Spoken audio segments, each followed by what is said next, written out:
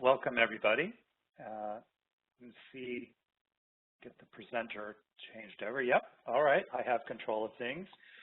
So we'll do introductions in just a moment, but this is our first session of a four-part series on lead-based paint regulations, and this is for Subpart J and Subpart K. So the full title is Lead-Based Paint Poisoning Prevention in Certain Residential Structures. We're mostly going to be simply talking about Subpart J and K and not giving the full title as we move forward. So Subpart J covers when we're doing any kind of rehabilitation, and we'll talk about, sometimes we're going to fall under one versus the other, and that's part of what we'll define in this training. And then Subpart K applies when we are doing acquisition, leasing, some kind of supportive services or operations that our funding is being used to support. All righty, there we go. All right, so let's start with, a couple of other housekeeping things I wanted to mention. So you should have received a link already, which would give you a link to the materials. So there are a number of handouts that I think will be useful for folks. I would suggest that you go ahead and print those out if you haven't already. They may be good reference sheets for you as we're going through some of this, and I would guess that over the next 4 sessions from time to time, we may be referencing and suggest that you pull those out and we look at them together. Also included in that packet were exercises. We're going to be talking in a minute about the office hour sessions that are going to be held the day following each of these webinars.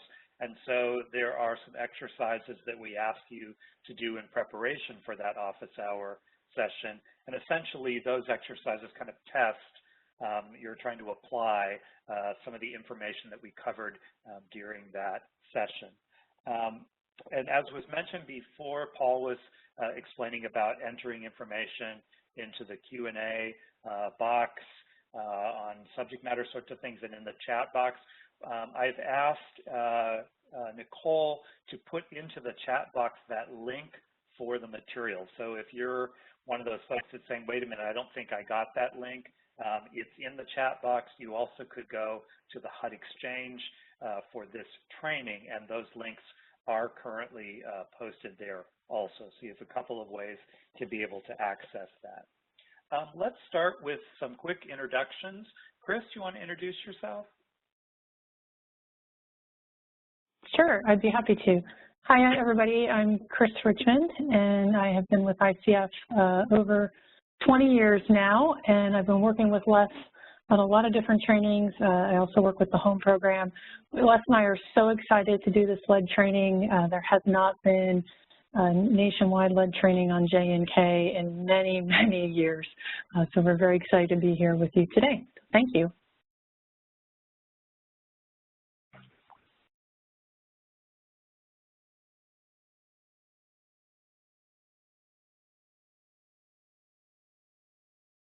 Les, you might be on mute. I bet this sounds better now. For those of you that can read lips, you've already heard this, but for those who haven't, so I've been with ICF for 14 years, work on a whole number of CPD funding sources, but prior to joining ICF, I worked at the state level for 20 years. So I was on the front end of this in the 90s when we got the original final rule, and we're trying to figure out, how do we get contractors certified and trained? How do we keep them from running away when they hear about lead regulations? So a lot has changed, and as Chris said, I think there's a real need for folks either as a refresher or for having access to this training. So we're really excited to have that opportunity. Because we have a very large group of folks potentially on this webinar series, we also have Bruce Haber and Karen Grigo from the Office of Lead Hazard Control, Healthy Homes, and they're going to be helping us in answering questions And so those questions you're putting into the Q&A box, they're going to be helping on.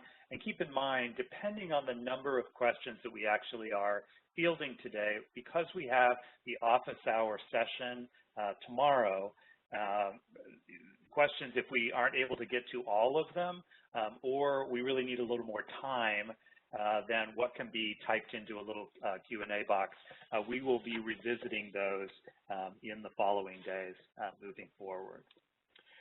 So let's talk a little bit about this series and what we're going to be covering in this, and then try to help you understand. Yeah, we're moving around a little bit here. There we go. Kind of how the schedule plays out so you know and are able to plan in this. So the goals for this training, we really want to have everyone understand, why is lead paint such an important thing? What's the significance of folks that end up with an elevated blood lead level? I mean, that's really the crux of why these regulations are in place, are trying to protect folks from the impact of lead poisoning.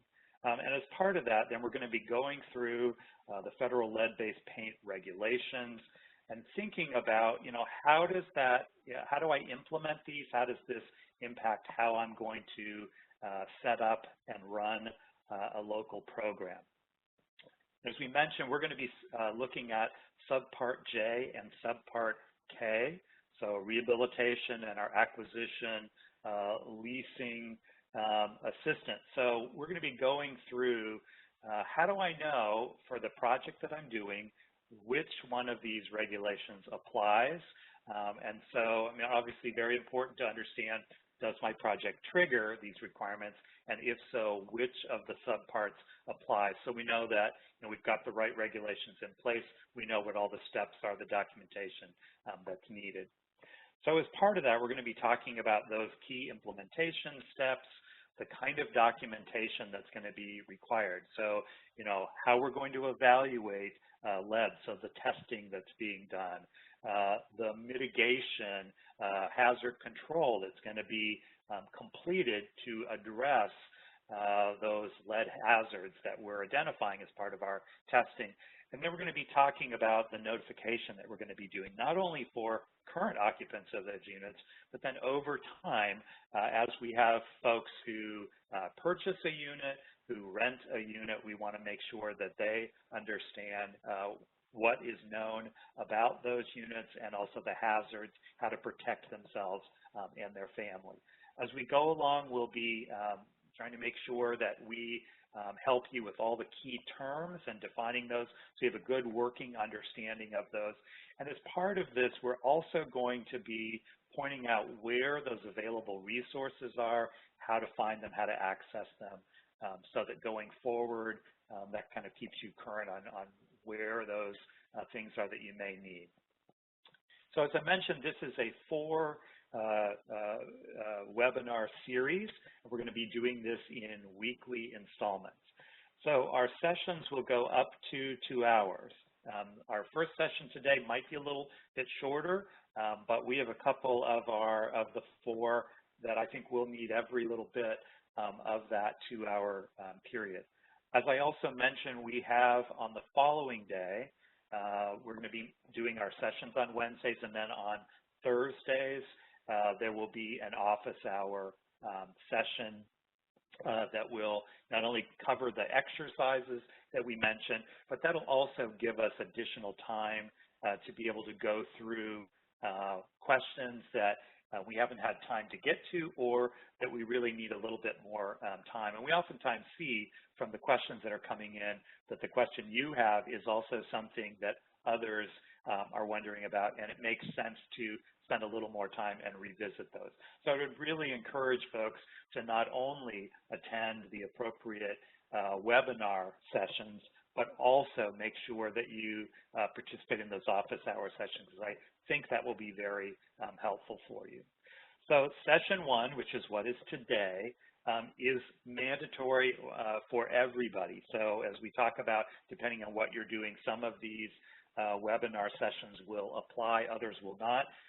Session 1 is going to apply to everyone. We're talking through the basics of the overall regulations themselves.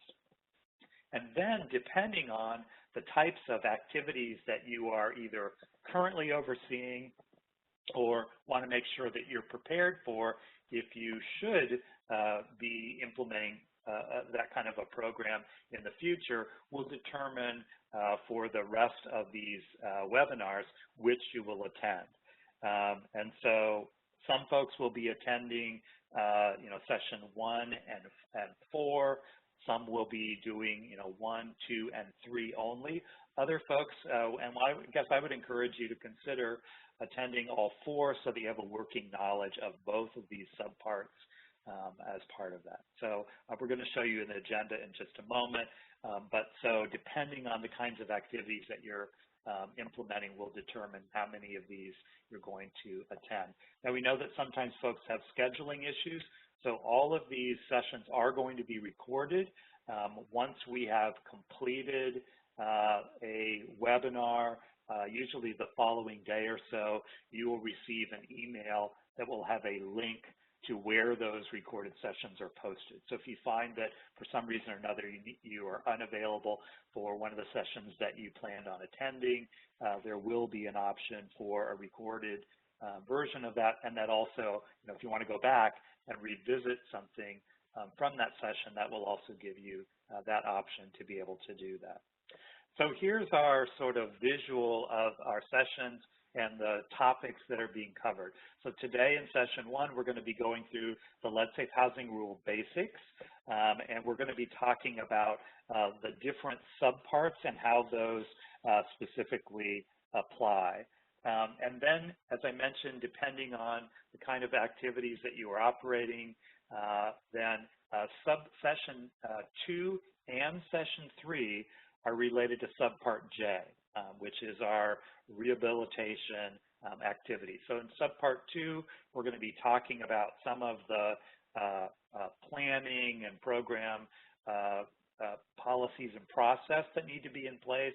And then in session 3, we'll take that a bit further and talk a bit more about the implementation process while you have construction going on and clearance at the end of that activity.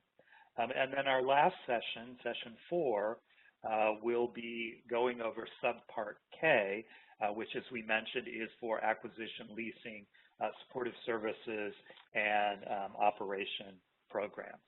So that's our plan. Each of you will need to think about, which of these am I going to attend? Hopefully, a lot of you will say, let's go ahead and attend all 4 so that you kind of have a good working knowledge for each of those.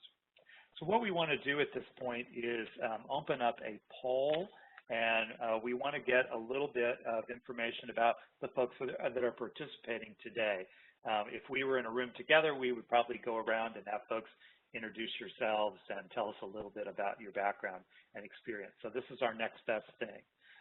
So what we'd like you to do is, we've just opening up the poll question.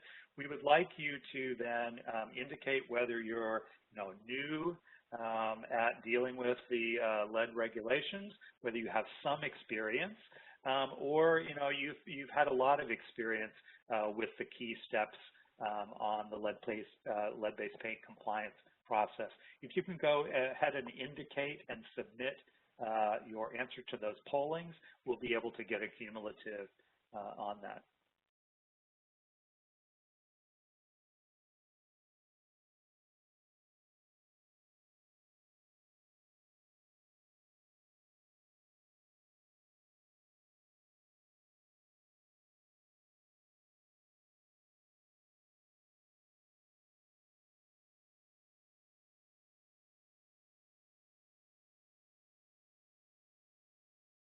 All right, that was nice and fast.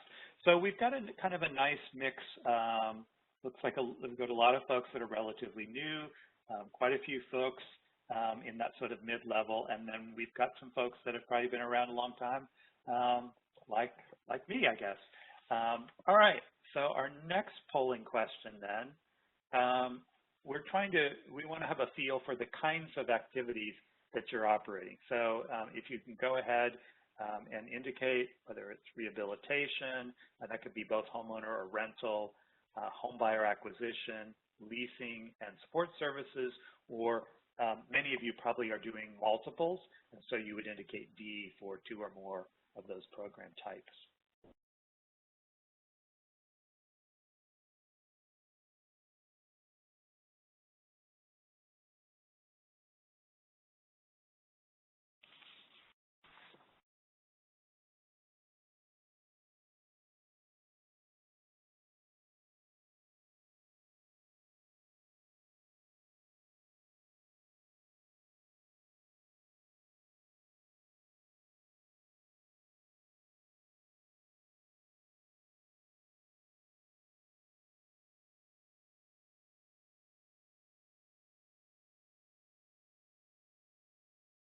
All right, so we've got our results in.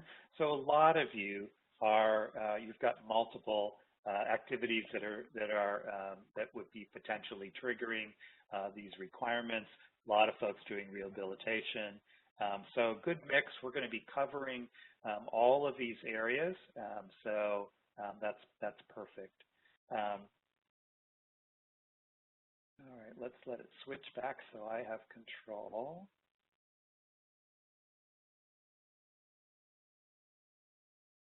All right, there we go. Now I can move the slides. So just to reiterate, and this kind of goes back to what kind of activities are you operating? A lot of you, it looks like probably should be attending not only session 1, but also 2 through 4 because of the kind of activities that you're operating. Some of you may only need to attend session 1 and 4 if you're simply doing acquisition, leasing, those sorts of things. Keep in mind that you should attend all sessions if the projects include acquisition and rehab that is over $5,000. And we'll talk more about the sort of details on that. For those of you that have multiple staff members, you may want to think strategically about, who of my staff should be participating. Should they be in all of these? Should we have, a coverage across our program staff? So that may be something you need to think about internally. So let's move right into the lead safe housing rule basics and kind of go through this. So, for those who might not be familiar, kind of wondering, well, why is lead, why is this such an important issue? Why do we have these regulations in place?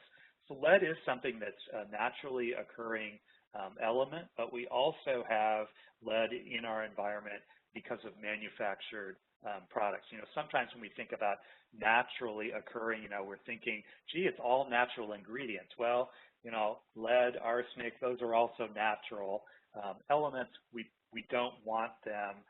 We don't want to ingest them or absorb them into our bodies. And so we have lead in a number of ways that we are having exposure to that. We're going to be focusing on lead-based paint, and so we are typically seeing that in our residential units and other units where we have exposure, but we also have these environmental exposures, which might be, we're going to be talking about if we had bare exposed soil, because we've had leaded fuel for many years, and based on the location, we may have quite a bit of lead that's actually been absorbed into those soils. And so we're going to be focusing mostly on paint remediation, but there are going to be times when that's not the whole story on where that exposure may be coming from. So lead was banned in the U.S. In 1978 by the Consumer Product Safety Commission. So we're going to be talking about the age of structures and thinking about, could it contain lead-based paint, or was it actually a structure that was built after 1978? So quick rule of thumb, if Elvis was alive when the building was built, it could have lead. Now, for those of you that think Elvis is still alive, you probably can't use that rule. We'll have to come up with something else. So one of our key risk factors for children is the unit that they live in. And so where we have federal dollars involved in that unit, we're going to have an additional mandate to take appropriate steps to determine what the level of risk is for those occupants. And then we're going to, as part of the work that we do, take those appropriate steps to try to protect those occupants from the impact of that potential exposure. So let's talk about who's at the highest risk on this. So children under the age of 6, because they are rapidly developing, so bones and their body are growing rapidly, so they absorb more lead from the environment. And so also the impact from that lead exposure is going to be more detrimental to children. So we're going to be talking in many cases about, is there a child under the age of 6 that's going to occupy that unit? And if so, we're going to impose more requirements because we're trying to protect that child that's really at risk because of their age. And we want to make sure that they're not accidentally being exposed to that. Also know that for pregnant women, their absorption of lead into their blood is also exposing that child, that unborn child that is developing. And so they are also a high-risk component in this. And we're also going to be talking about standards for the workers, because workers who are working in construction or other fields who have a high level of exposure based on what they're doing on a daily basis, they themselves have a higher risk, but also we want to make sure that they are not essentially taking home that lead and then exposing their family, their environment to those additional risks. So we're going to be talking about protecting occupants, but we're also talking about safe work practices, and making sure that our workers understand how to protect themselves and their families on this. So when we talk about children and exposure to lead, a lot of different ways that a child can become exposed. You think about small children, particularly prior to walking, they're crawling around, so they have a lot of exposure with lead dust. It's heavy, it settles, and so we have children that are playing in soil, crawling across floors. And then also, we've got doors and impact surfaces that are generating some dust. And so they are coming directly into contact with that. And young children have a lot of hand-to-mouth motions that are happening.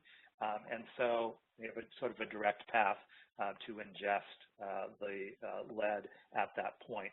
We'll also be talking about where we have chewable surfaces. So, we may have a sill for a window that a child's going to pull themselves up on and be chewing on. Anytime we have peeling paint, those chips can be something that the child ingests. My understanding is that the lead is a little bit sweet, and so that may also be kind of interesting for the child.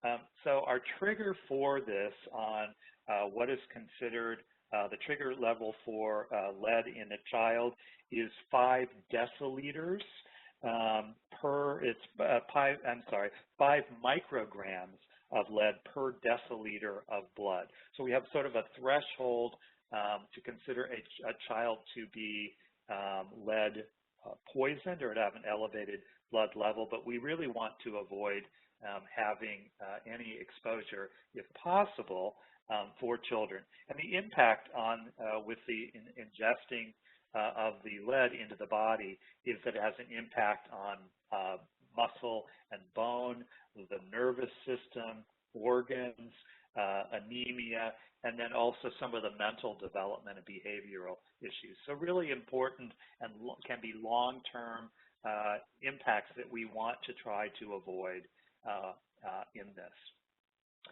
So the purpose of the lead-safe housing rule is to try to protect children in assisted target housing, and that's through primary prevention. So when we talk about target housing, this is housing that was constructed prior to 1978, so constructed prior to lead paint being banned in the U.S. And we're going to be talking about there's some exceptions to that. This does not include housing for the elderly, persons with who are disabled. We're going to be talking a little bit more specifically on that and how we define that.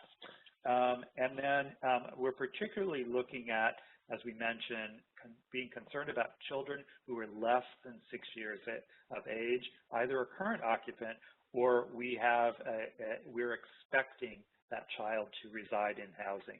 And when we talk about defining expected to reside in such housing, it's not that we have somebody that's on a waiting list and we think it's likely that we're going to have a child under 6 in that unit. It's when we have a lease that has been signed, and so that child in that household is going to be moving in to that unit. Or it could be that we have a resident who is known to be pregnant, and so we have an unborn child who is obviously under the age of 6 that we're needing to protect. So that rule went into effect in 2000, and so we're 20 years into implementing the lead-safe housing rule. As Chris mentioned, we had a lot of training at the beginning of this in preparation for implementing this, and it's kind of time for another round of access to training. Keep in mind that this is setting a minimum standard for lead safety, but you may have local rules that have been adopted. You might have program rules that you have chosen to adopt that would be more stringent on that. And so we're going to be talking through that the lead-safe housing rule is going to require some level of evaluation, and we'll be talking about, depending on the triggers, it may be at a higher level in some projects and not as stringent on others. And then based on that evaluation of the lead hazards that are identified, then we're going to have a level of hazard reduction that's going to be required. And we will spend a lot of time going through that in the rest of our sessions as we talk through Subpart J and Subpart K. All right, so let's talk more about the exceptions that were mentioned on that slide. And I kind of held off into going into these because we have better information here. So as we mentioned, if we have a property that was constructed after January 1st, 1978, that's after the use of lead-based paint had been banned, and so those properties can be exempted from these regulations. There also is an exemption for 0-bedroom units and SROs, which are single-room occupancy. Now, keep in mind, this all goes away if we actually have a child under 6 who is residing in. So the assumption with the 0-bedroom unit is that we would not have a child occupying that unit. But in any of these exemptions, if we have a child under the age of 6, then that exemption is not valid and does not work in that case because we need to protect the child. So we also have housing that is designated exclusively for the elderly or persons with disabilities. And that is not that, you're running a rehabilitation program and the applicant is a household that is, 68 years old. That's not a unit that is designated exclusively for the elderly. It just happens to be a unit that's currently occupied by a household that is elderly. So these are specific units that have been developed or funded exclusively for elderly and disabled occupancy. But again, if we have a child that's less than 6 years old that currently resides or is expected to reside, then we would not be exempted and would need to follow those requirements. We also may have properties that already have been found to be lead-free. So we would have a lead-based paint inspection, or we may have, and they were found to have no lead, or where lead-based paint has been identified and has been removed in clearance has been attained for that property. Now, I will mention, you'll see that removed is highlighted here. That doesn't mean that a property that was identified to have lead and we have done some kind of encapsulation or enclosure on that, that property is not lead-free. It simply has hazard controls in place. And so it would not be, those examples would not be exempt because the lead has not actually been removed from that unit. All right, in addition to that, if we had unoccupied units that were going to be demolished, and we're going to make sure that that unit remains unoccupied until the demolition occurs, that's not going to be part of the lead safe housing rule. It's not going to apply on that. Also in cases where we have emergency actions to protect life, health, and safety. Now keep in mind that that exception is going to relate to that emergency action only. So maybe we have a structure that needs to be stabilized. Maybe there was a fire, we're going to do some stabilization work, then we're going to come back in and do restoration or rehabilitation. The restoration and rehabilitation is going to fall under the lead safe housing rule. It's just that emergency action to stabilize the structure that is falling under this exemption. So don't try to take that and apply it for more than it's actually intended. We're also going to be talking about under Subpart K in our fourth session. That Subpart K does not apply if we're providing assistance that is emergency rental assistance or foreclosure prevention assistance that is 100 days or less. So for those of you who work in CDBG, we know that emergency assistance in CDBG is typically capped at 90 days or 3 months. So that would fall under this exemption. But we also have, with CARES Act funding, have CDBG CV funding that now is those funds are able to extend up to 6 months of assistance. So that takes you past that 100 days. And so in those cases, you don't have that exemption for this. So that 100-day is the point at which that exemption expires. Really important to understand. I suspect there's going to be some additional guidance, particularly for the CDBG CV program that will be coming out, which will help you to further understand that. So we also have some situations where there's sort of a limited or partial exemption on these requirements. So if we have rehabilitation that does not disturb painted surfaces, maybe you have a program where you are going to be, replacing the water heater, or maybe you are replacing a roof. It may be that based on what you're doing, you're actually not going to disturb any painted surfaces. We also have a de minimis rule. So if our area is small enough, then we are not required to apply these rules if we are disturbing painted surfaces. And so for the HUD rule, it is 2 square feet per interior space. And keep in mind, for those of you that are familiar with the EPA rule, these HUD rules are more stringent. So the EPA rule on de minimis is actually 6 square feet. The HUD rule is 2 square feet. So much more restrictive, and we need to make sure that we're all aware of that. The contractor is aware of that. The HUD rule is also at 10% of the small component type, and then it's at 20 square feet for exterior work, which is the same as the EPA rule. So just keep in mind that we have a difference between HUD and EPA requirements, and the HUD rule is more stringent. There is, as part of your handout, I believe, a side-by-side comparison of the HUD rule versus the EPA RRP rule, and I believe that when we are in session 2 and session 3, we're going to be talking more about that. All right, so I'm going to turn things over to Chris, and Chris is going to take you through the rest of this, if I can. Thanks, Les. I'm just turning my camera on. All right, looks like things are up. Looks like I'm the presenter. Thanks, everybody. That was really helpful information, Les, for you to cover with us, especially the exemptions. Those are going to come up a number of times while we're going through the different modules.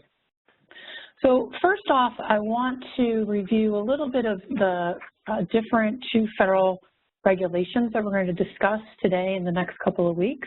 The first is HUD's regulations. Those are found at 24 CFR Part 35. And then we have the EPA regulations, which are found at 40 CFR Part 745. And CFR, if you're not familiar with that, CFR is the Code of Federal Regulations. And all of HUD's regulations are found at 24, Title 24, and all of EPA's regulations are found at Title 40. That's why you have those numbers at the beginning. First, we're going to start off with the HUD regulations, and we're going to look at Subpart A. This is the lead disclosure rule. You'll see this yellow arrow here, and that it's actually an identical regulation to EPA's Subpart F, the lead disclosure rule. So that's why we have these 2 arrows here. They are actually identical regulations. And then the next one for the HUD regulations is Subpart B, the General Lead Safe Housing Rule requirements and definitions. We'll be going over different definitions as we go throughout the different modules. I do want to show you that we do have a definition handout. We have a couple different pages on this definition handout. This is part of the handouts that were provided to you through the link. So as we go throughout the different sessions, we're referring back to the definitions. If you didn't get a chance to have those available or print them out, I'm a paper person, you might want to do that for the next session. Then the different subparts that we're going to be covering, as you heard Les say, we are going to be really focusing on J and K. J is for rehab, K is for acquisition, leasing, supportive services, and operations. You might hear Les and I refer to that as ALSSO. It's a shortcut that we might use for Subpart K. You do see that there's also a couple other regulations or subparts of the regulation. There's Subpart H, that's for for project-based assistance. So H covers project-based assistance, L covers public housing, and M covers tenant-based rental assistance. We're not going to focus on those other subparts during this series. We did do training on the elevated blood lead level amendment that covered H, L, and M. We did that about 1.5 years ago, and those trainings, we were able to do a webinar. It's been recorded and posted on the HUD Exchange page, and we have a link to that at the end of this module that you can go to later if you are working with project-based assistance, public housing, or tenant-based rental assistance. You can go back there and look at that. But as I mentioned, we're going to be focusing on J and K. And then we have Subpart R, and this is the Lead Safe Housing Rule methods and standards. And so this is the what. What needs to happen? What is the evaluation and hazard reduction? What needs to be carried out? That's what's covered in the Lead Safe Housing Rule methods and standards. And you'll see that this arrow kind of matches this one down here in EPA for Subparts D, L, and Q, the lead-based paint activities rule. So the activities rule in EPA, this one right here, is telling us the who. Who needs to do the work that's identified up here in Subpart R.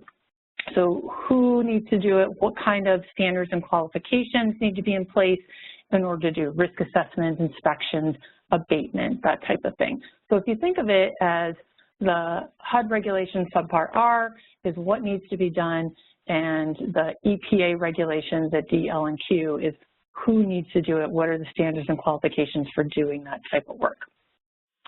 Then we have, clear some of these here, our last one is the Subparts E and Q, this renovation, repair, and painting rule. You might hear this referred to as RRP. And the RRP rule was set in place to minimize exposure to dust and to help promote safe work practices. So all of these different regulations and subparts layer upon each other in order for us to meet compliance with these requirements. You'll also see down here that there was a new EPA rule that went into effect over a year ago now, and this it lowered the dust standards for certain areas. So it lowered the dust standards for carpets, for floors, interior windows. We're going to discuss more of that when we're into Module 2. All right, so this slide is showing you the different sections of the regulations. Like I said, we are going to be talking about Subpart A right here. It's disclosure. We're going to talk about disclosure in this module. We'll mention it a couple times throughout the other series, but we'll be focusing today on that. We'll be mentioning a couple definitions here and there. So we'll be doing general requirements and definitions. We're not going to cover anything else during the series. It's just listed there in case you need to go back and find the subpart. Our main focus is going to be on Subpart J for rehabilitation, and you can see that rehab is in all of the federal programs, so that's really what we're going to be focusing on. And then we're also going to be focusing on Subpart K, acquisition, leasing, support services, and operations, and this falls within the community planning development and the public and Indian housing realm. There are the other subsections, like I said, L and M were trained about a year and a half ago. You can access that.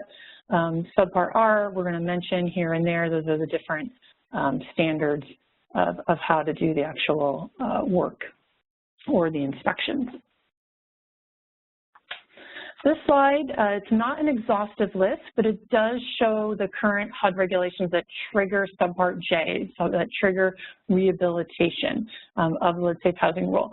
You'll see some of our favorites here. We have our Community Development Block Grant, we have the Home Program, Indian Community Development Block Grant Program, there's HOPWA, Emergency Solutions Grant. I saw a Q&A that came in asking, do I come to J or do I come to K? Well, it depends on what kind of activity you're doing. So if you're doing rehab under the Emergency Solutions Grant, then you need to come to J.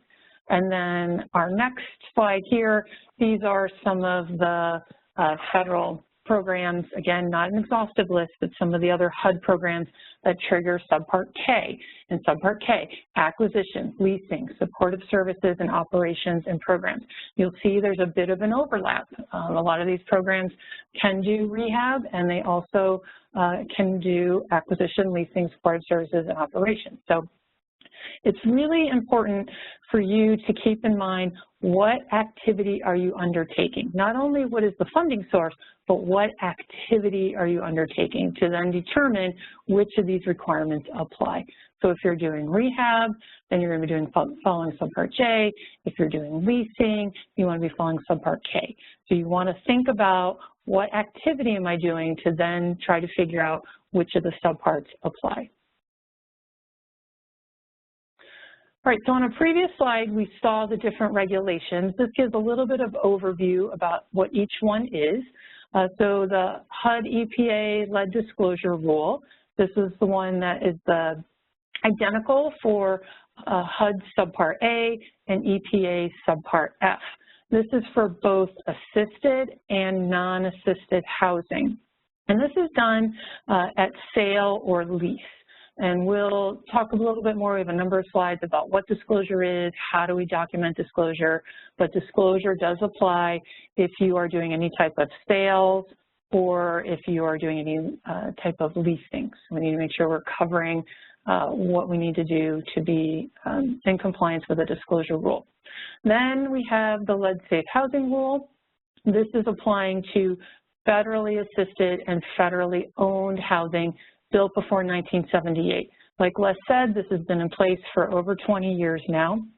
There was an amendment that was put into place about 3 years ago. The amendment was for elevated lead levels. That's what that EBLL stands for.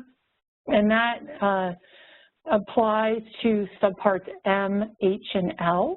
So the EBLL does not apply to Subpart J and K. We're going to have a chart later that will show, and it'll say, does EBLL apply? And the answer to that is no. But if you are working in public housing, project-based assistance, or tenant-based rental assistance, you do want to know about this amendment. So check out those prior training sessions that we did. And then this yellow box over here, this is the EPA Renovation, Repair, and Repainting Rule, the RRP rule. This was EPA's Subparts E and Q. And this is when there's any renovation or repair and painting project done by a contractor that's disturbing paint in pre-78 homes or child care facilities or preschools. So we'll get more into RRP in Module 2. I think it comes up again in Module 3, but we'll make sure that that's covered so you understand what all of those are. All right, a couple key definitions. I do want to make sure that you're aware, where's my definitions? Just want to make sure you're aware that we do have this definition handout. And on WebEx, it's a little tricky. When I scroll down on the page, you can't see it, so there's a gray bar next to the document and in between the panel where you type in questions, and you can scroll down that to see the different definitions. So if you need to find those, you can click on those at the top. So our first definition is target housing. I'm trying to see where target housing is. Let's see, we have it on here. Yep, there it is. It's on the bottom of page 2. So if you're on page 2 with me, you want to make sure you've scrolled down so you can see the bottom of page 2. So target housing is any housing that's built before 1978 with some exceptions. And those exceptions are housing exclusively for the elderly, housing exclusively for the disabled, or any zero-bedroom dwelling units, unless there's a child under the age of 6 that's residing in the unit or is expected to reside in the unit. And Les went over what some of those were a couple minutes ago. And then we have lead-based paint hazards. You'll hear us refer to this term quite a bit. Lead-based paint hazards are any condition that causes exposure to lead from deteriorated paint, or from any dust that's caused from a hazard, or from soil, or from friction, impact, or chewable surfaces. So friction surfaces, you're opening and closing the windows, or you're opening and closing the door, and there's dust being generated by that friction. Impacts are just walking across the floor, again causing dust. So any dust or hazards caused from those different those areas that would result in an adverse human effect. That's what we're referring to as a lead-based paint hazard. And then lead-based paint is paint or other surface coatings that contain lead equal to or exceeding 1 milligram per square centimeter. So that's, while HUD refers to lead-based paint, you might work in a state or a city that has a more stringent definition of lead-based paint. That number might be lower than 1. So it's important that you check with your state and local regulatory authority to determine whether there's any stricter requirements or definitions. All right, this slide is going to show you some general overview of the steps, and we're just going to break it down into these different categories. And we're going to go into these categories at a really high level on this slide, but over the next 3 weeks that we spend together, we're going to go into great detail under each activity, which applies, and which of these categories you need to follow. So the first one is disclosure. And so in disclosure, you're disclosing any known lead-based paint or hazard and reports. You're going to give the pamphlet that protects your family from lead in your home pamphlet. Again, this is done at sale or at lease time. And also, you also need to be disclosing if there's no knowledge, or if there's no knowledge or presence or the absence of lead. That also has to be disclosed as well. Then the next category here, this green circle, is look. And so you're looking or you're evaluating. That's the term we like to use in lead-based housing rule. We're evaluating for lead-based paint or lead-based paint hazards, the different types of of looking might be a visual assessment. You might be required to do a risk assessment. You might be doing an inspection. Again, it varies from activity to activity. Then we have treat. So once a hazard has been identified, it has to be reduced or treated, and there's different ways that those would be treated. Again, depends on the activity. It might depend on the level of federal assistance or the amount of assistance that's being provided or what the rehab amount is. So those different types of treatment could be a standard treatment, it could be an interim control, it could be hazard abatement. Again, we are going to pick what all these apart, what they mean, and when they apply. So we'll go really into the weeds over the next couple weeks about these. The next one is clearance, so clear. So after the work is done, the unit must pass clearance. It has to be done with a combination of visual inspection and dust sampling. And there are special types of certifications that people need to be able to do clearance. And then this last category here is tell. So the owners and the residents have to be notified. So that's what I mean by telling. They have to be notified in writing when the lead hazards are found, and there also needs to be a separate notification of how the lead hazard or lead-based paint was treated.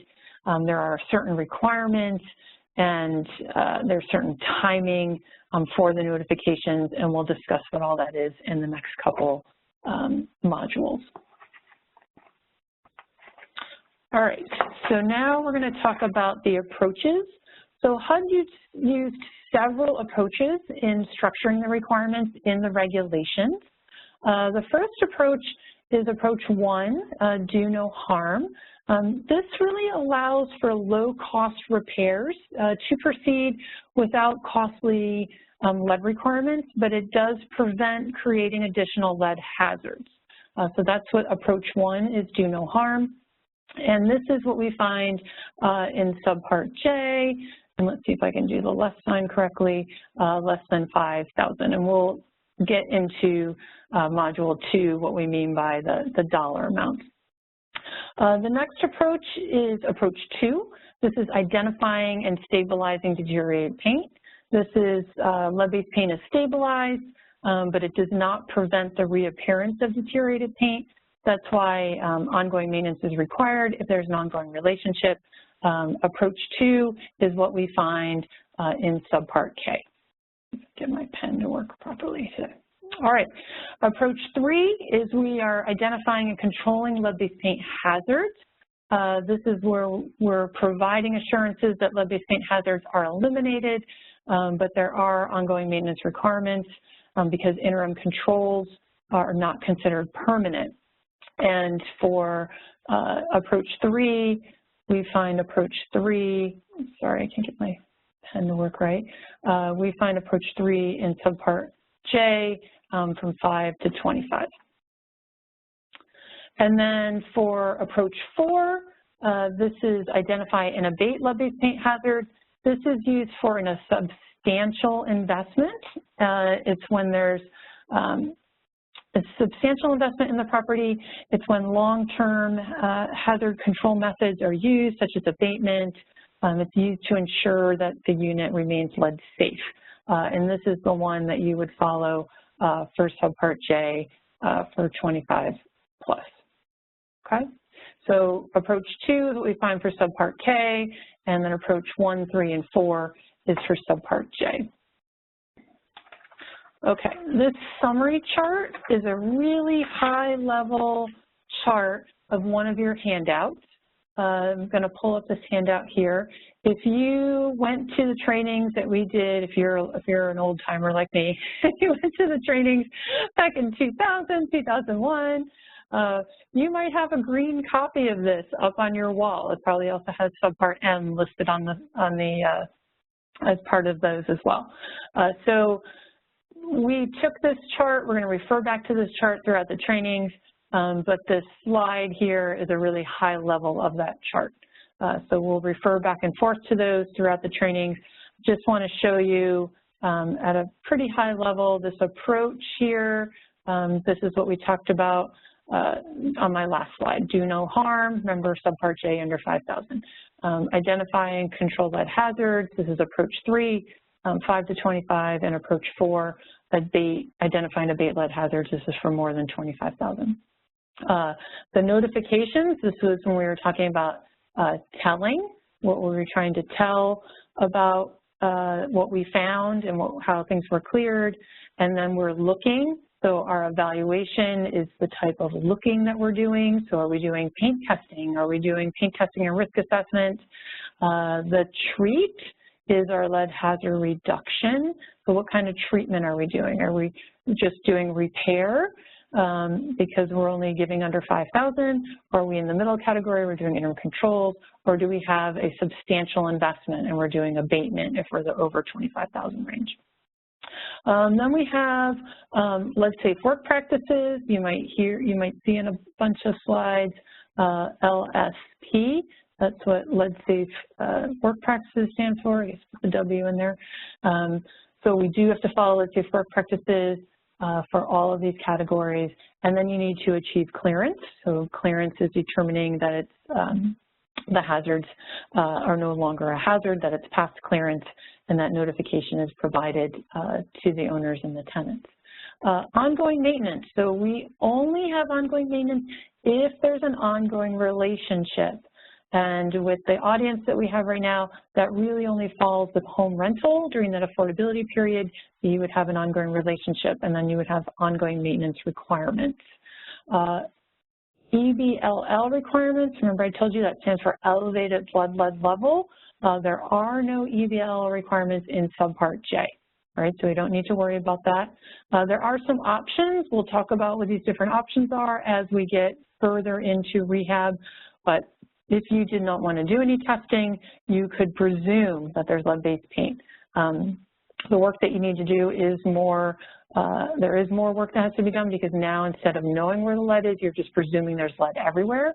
But we'll talk about what these other options are when we get into those different modules. And then the right side of the handout here is all Subpart K, and that's what this slide is here. Get back to the slides. Subpart K. So again, the same thing, we have our approaches, and this is approach number 2. We're identifying stabilizing deteriorated paint. We do have notifications that are required. The lead hazard evaluation is a visual assessment, so it's not as stringent as doing a risk assessment.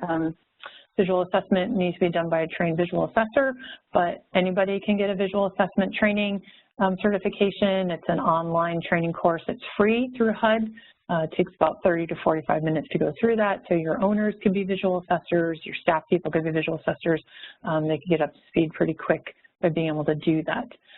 There's paint stabilization. That's what our treatment is. And then we have clearance.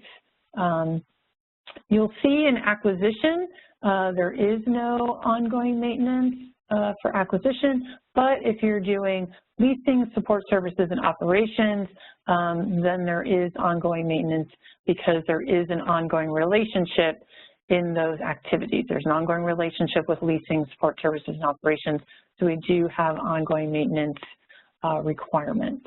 There are no EBLL requirements, no elevated blood level requirements for Subpart K, as well as not for Subpart J. And then we also have these options. So when we are doing visual assessment, we don't actually know whether there's lead in that paint or not. We're just actually looking to see if there's deteriorated paint. But we could decide to test. We could take the option to test instead of doing a visual assessment, and there's other options that we could undertake as well. All right, let's do a knowledge check. This is going to be set up like we did the polls. So the polls should show up and you should be able to pick true or false. So our question here is a scenario. It's Mr. and Mrs. Jones live in the Franklin Farm neighborhood. It's a single-family subdivision.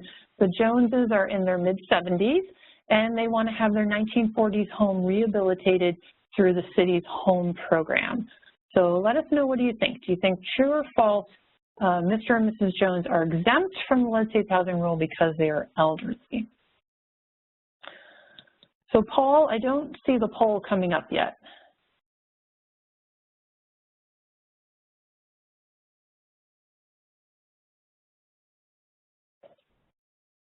We should be able to have the poll up in just a minute, sorry. Okay. So this is going to go back to some of the information that Les talked about. So you might want to think about what was Les covering to be able to answer this question.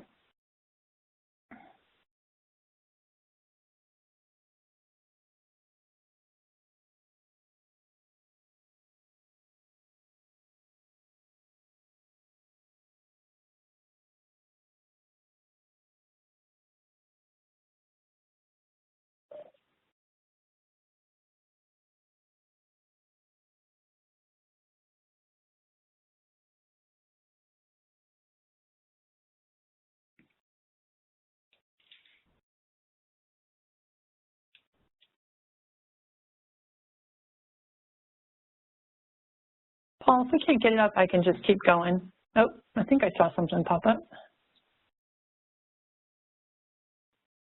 There we go. All right. Mr. and Mrs. Jones are exempt from the lead-safe housing rule because they are elderly. True or false? Now you've had a little bit of time to think about it, so put your answer in. What do you think?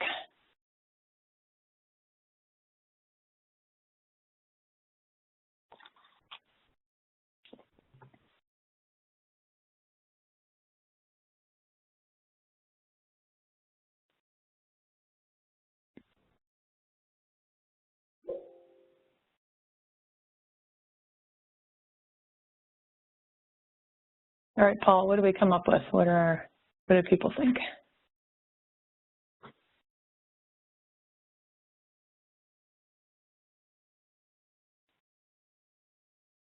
There we go. All right. Well, thank you.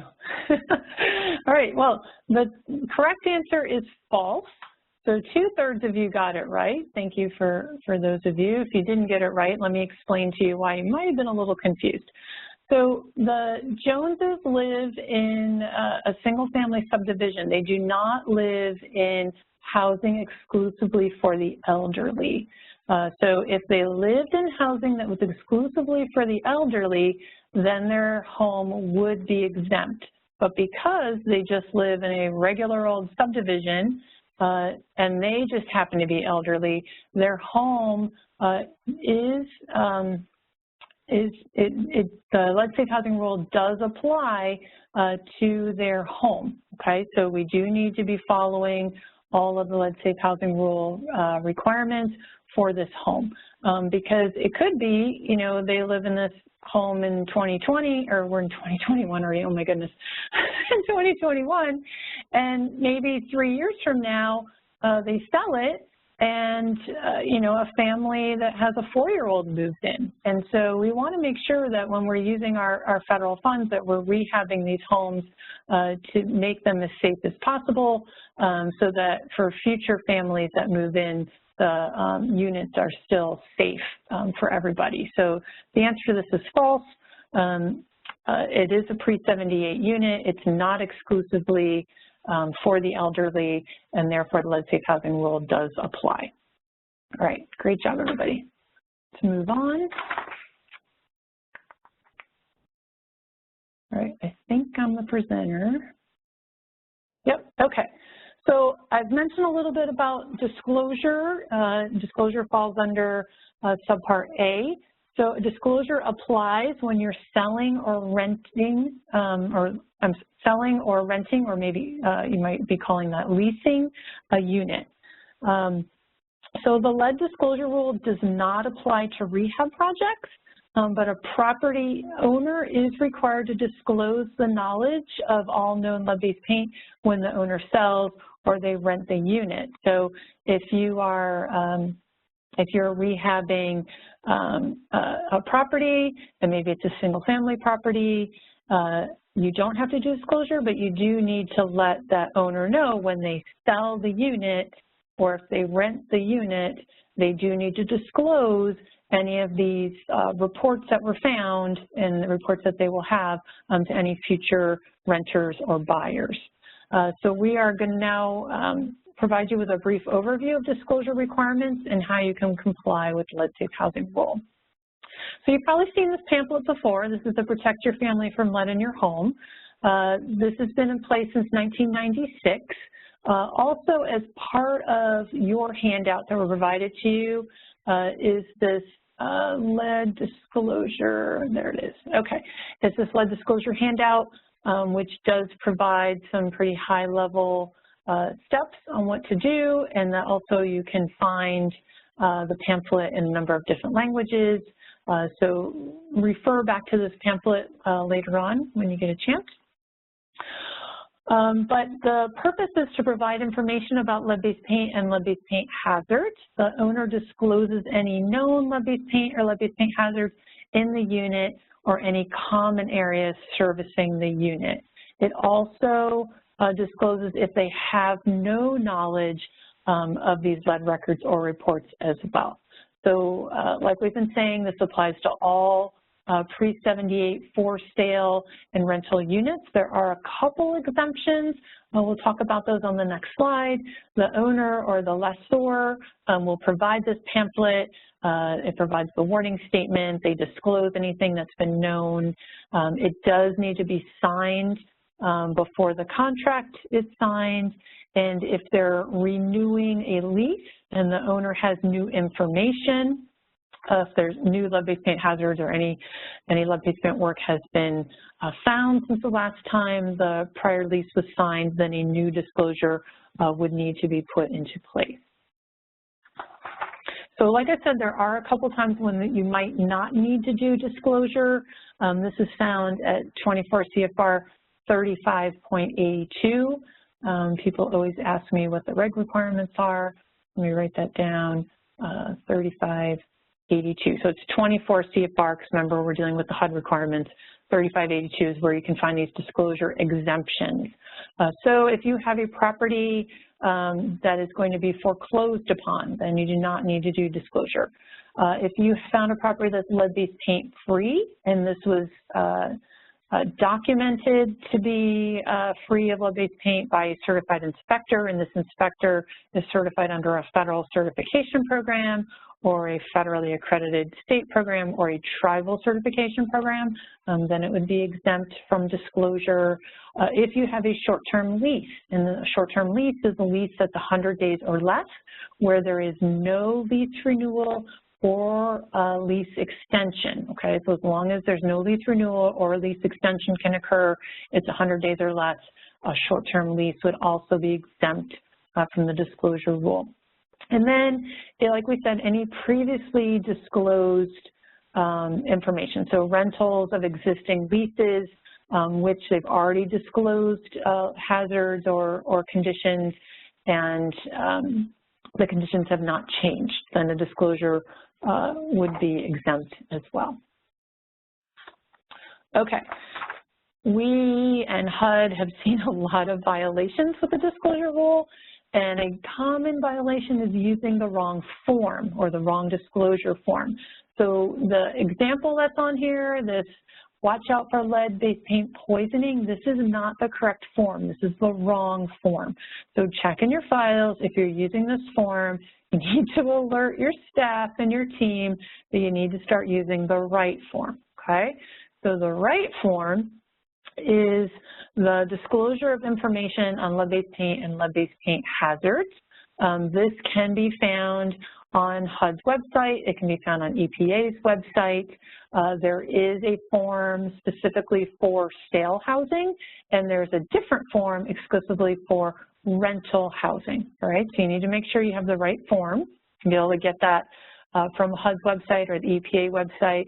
If you are working in Massachusetts, Rhode Island, or DC, okay, there are certain elements, certain modified portions and elements of the form that have to be used.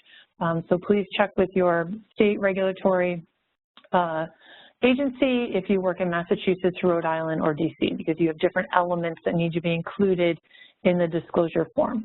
There are also a number of elements that are subject to penalty violations on the form. There's up to 10 possible violations that could be found on the form, and each violation is about $18,000 per penalty. So if you multiply 18 times 10, you could have about $180,000 fine per unit. So you really want to make sure you're using the right form, that they're being filled out properly.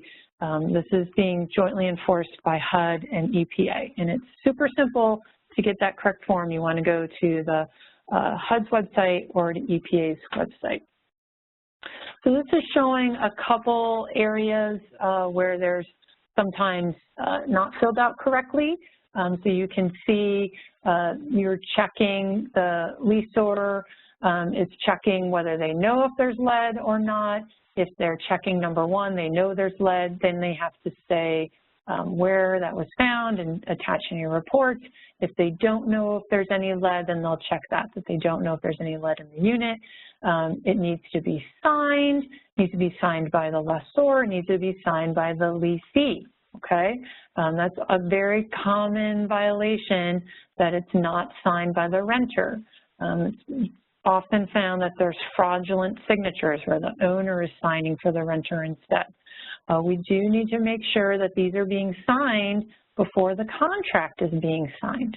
And that's also another common violation that's found, that the timing is not correct, that these are being signed after the contract, and the requirement is that these are signed before the contract.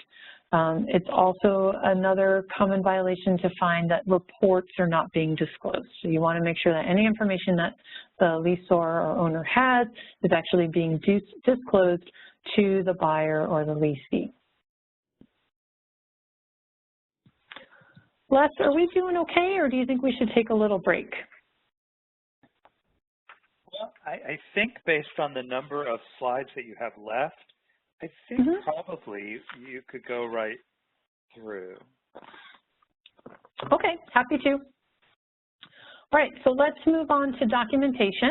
We're going to talk about some documentation here, but don't worry, as we go through each of the different modules, we will address documentation in all those other areas as well. So this is an example of a sample form that you can use for your files. This is used to document or determine if lead state housing rule applies to your project. So remember when Les was talking about all of those different exemptions. So if you determine that your project is exempt from the lead safe housing rule, you still need to document your file of why you didn't follow the requirements. Oh, it was built in 1980, so it's exempt. Okay, great. Let me document that and put it in the file. It's a 0-bedroom unit, so it's exempt. Let's document that in the file. So you want to have some type of documentation. This is just a sample of one that's provided. Les and I and Nicole, a couple other staff members at ICF, we've been working on a toolkit. It's not quite ready yet. It'll be ready soon, but a lot of our forms are ready, and so we've provided the link here for some of our forms that are ready for you for the toolkit. So here's just a sample, but this is just one way to help you start to document. And one of the key ways of meeting compliance is proper documentation. You know, we've mentioned the EPA renovator repair and painting rule. That's what RRP stands for. There is a lot more documentation in the HUD rule than the EPA RRP rule.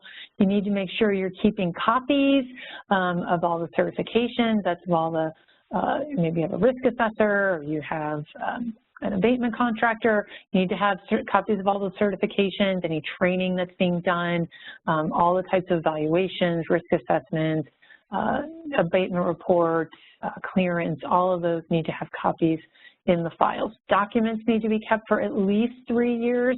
Many of you are working in programs that have a longer retention period for record keeping, so you want to check, like I know the home program is 5 years, so you want to check with your program what is that documentation period, but the HUD lead rule is for at least 3 years. Now, in reality, you actually need to keep these for the life of the building, because we're always disclosing to our lessees and to our next owners what, if any, lead hazards or what type of lead work or clearance work did we actually undertake. That all needs to be disclosed to future tenants and to future owners.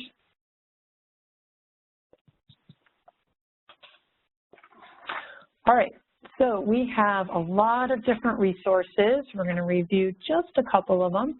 The first one is the Lead Safe Housing Rule Compliance Advisor.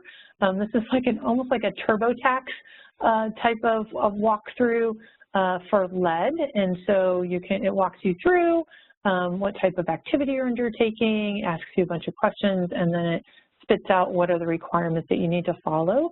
There's some sample forms on here as well. This is different than the toolkit. But it's another resource that's available to you. It has a glossary. We've put the link at the bottom of this slide in case you want to check that out. This is the HUD guidelines. It's produced by HUD's Office of Lead Hazard Control and Healthy Homes. The 2012 version is the most current version. The title of it, the cover of it is this blue version. So if you haven't seen this before, it might be something you want to check out. This is where it goes through the technical steps of how to identify lead-based paint and related lead-based paint hazards, how to control the hazards safely and efficiently. So this is the current version. HUD is working on a new update of this, but right now this is the most current version that's available. And there are often in EPA rules, it refers back to these guidelines.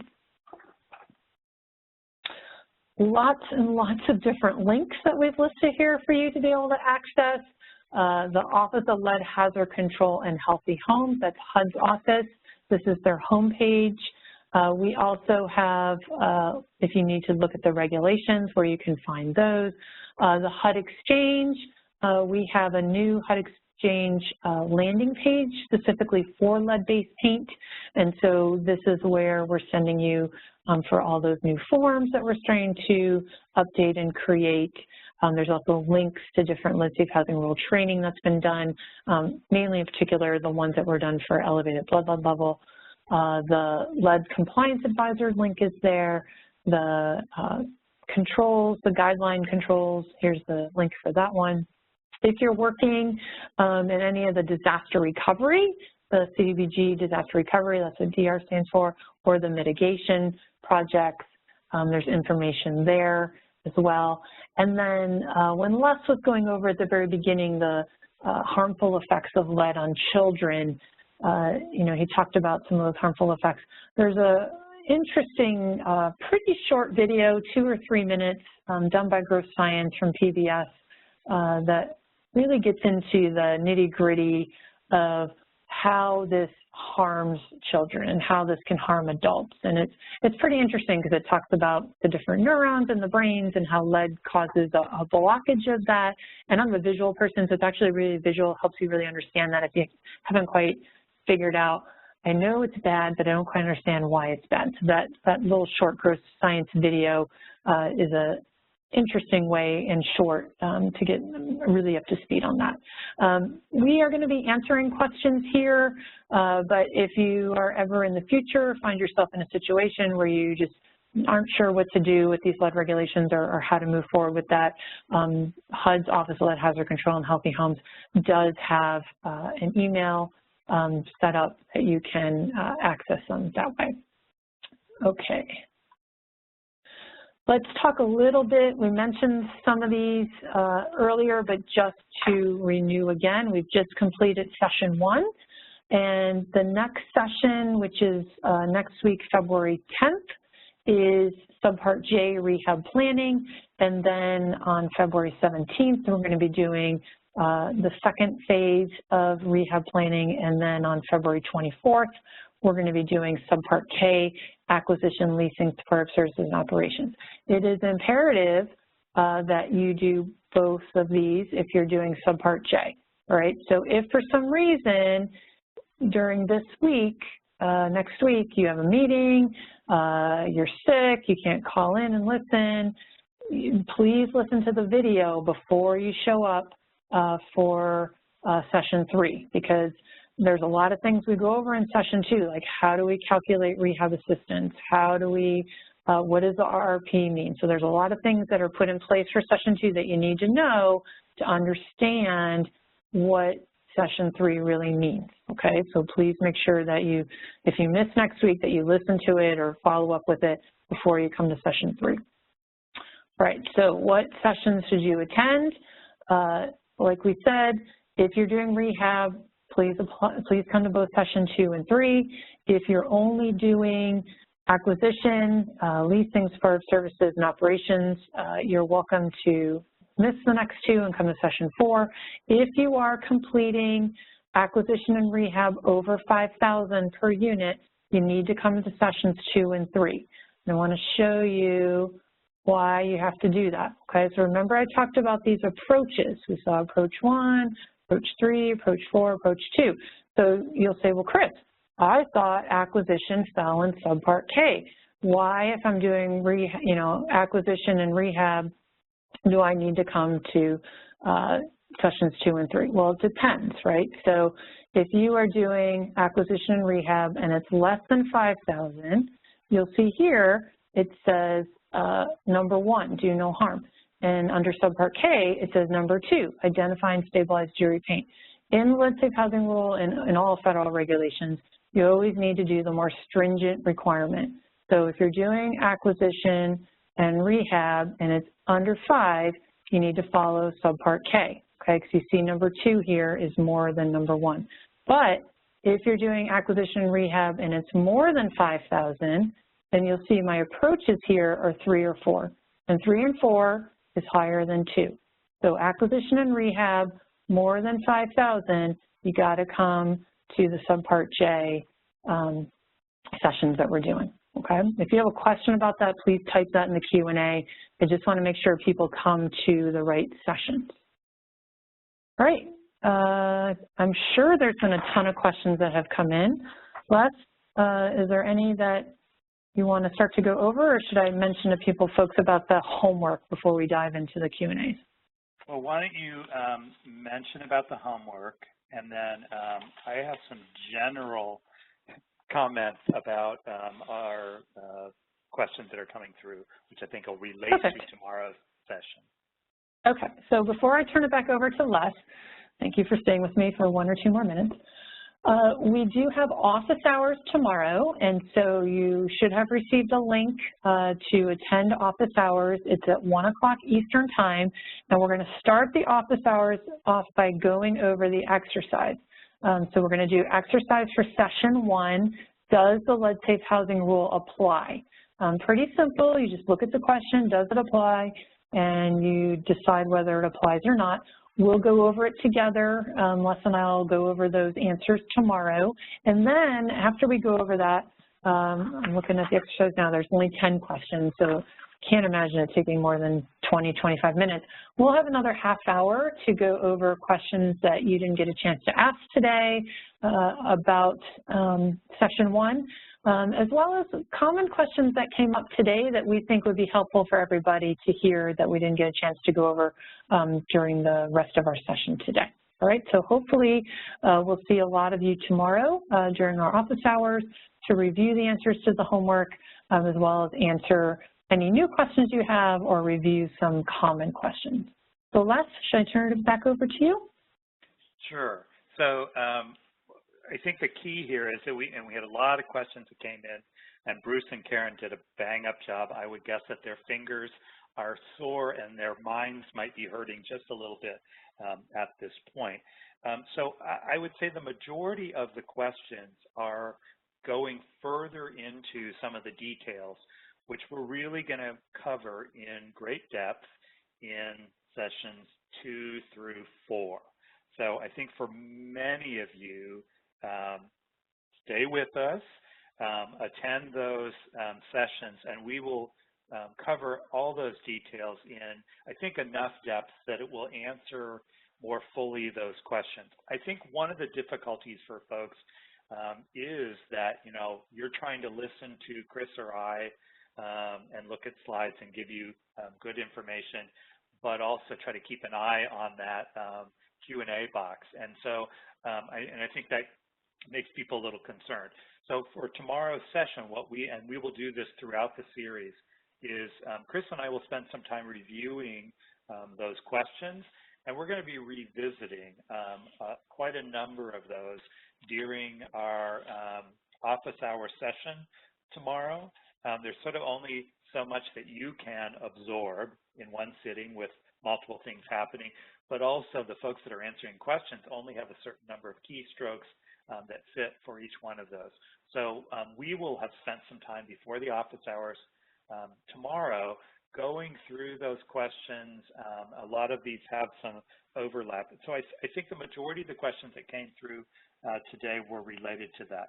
We did have a number of questions about types of activities that actually fall under other requirements. So there were some questions about tenant-based rental assistance and emergency payments under that. And the answer back on that was, tenant-based rental assistance. And Chris, you had a chart that you were showing folks on the different subparts. TBRA is one of those that is identified as that Subpart M. And so we did have earlier training that covers Subpart M in really good detail. And I believe those are posted.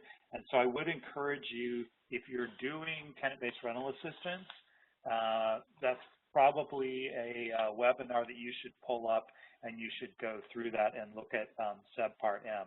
So it is different than what we're going to be talking about under, there we go, under J and K. We also, prior to this series, had done for Subpart L, which is public housing programs. And so both of those, there are trainings and materials, I believe, that are posted for that. Let's see what else. And so a lot of questions about, well, how do we decide what level of testing that's required or what level of treatment that's required in the documentation that goes with that? We're going to really dive deeply into that in our two sessions, 2 and 3, which are about rehabilitation. And so we'll go into a lot of detail on that. And I think that will satisfy all of your requirements. There was a question, which I thought was a really interesting question about, Chris talked about, and we had a poll question about elderly housing. And, we mentioned that if we have housing that is designated or essentially restricted to the elderly, that was one of our exemptions. And our polling question gave us an example of an elderly household living in just a single-family house that didn't have those restrictions. And we said, no, that's not what we're talking about when we're talking about this exemption. This is not about who the occupant is. It's about the housing and who it is restricted to be able to occupy. But we said as part of that, that exemption goes away, doesn't count, if we have a child under the age of 6 that is occupying that unit. So we had a question that came in saying, okay, so if we have an elderly unit and they are babysitting, do we count that? So it's got a child under 6 that is in that unit, perhaps on a regular basis, could be on a daily basis.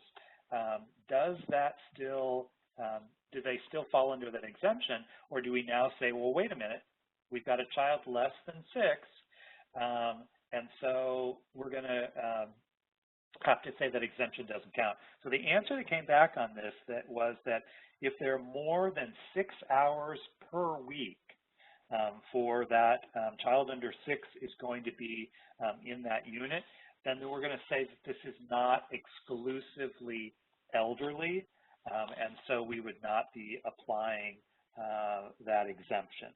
I thought that was an interesting question. Quite a few questions about what a small component is, and so we had language about the de minimis rule. We also talked about small components. So we're defining what is exempt, and so our 10% of a small component type is when we're talking about maybe like a window casing or baseboard or something, we're looking at that particular building component, and then we're dealing with 10% of that type. We'll go further into that in our next two sessions where we're going to be talking about rehabilitation. And so we can revisit that tomorrow and then also during our next two sessions. The only other question I'll mention here that I think is sort of outside of that, there was a question about, we mentioned about Subpart K is where our emergency assistance is covered, and we talked about this 100-day rule. And I mentioned about, traditional CDBG assistance that might be for emergency rent or mortgage assistance is under that 100-day requirement by definition. And so that falls within that exemption, but that our CDBG CV, which is our CARES Act funding, actually can now go to 6 months.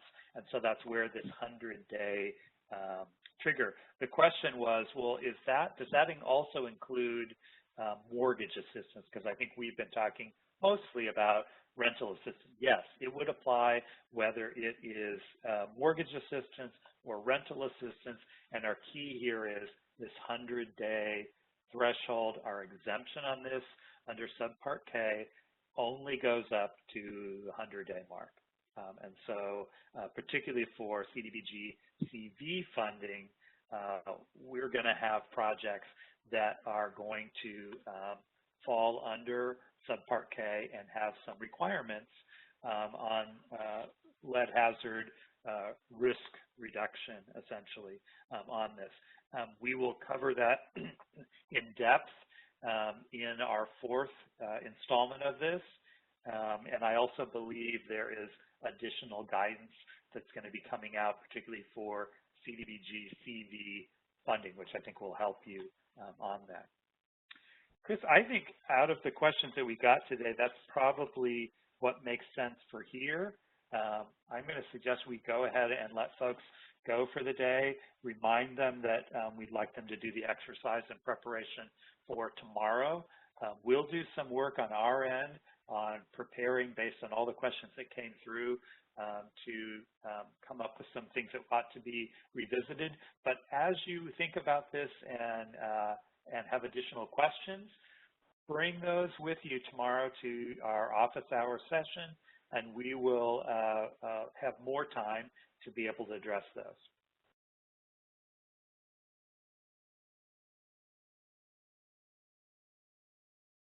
All right, thanks everybody. We will see you tomorrow. Bye.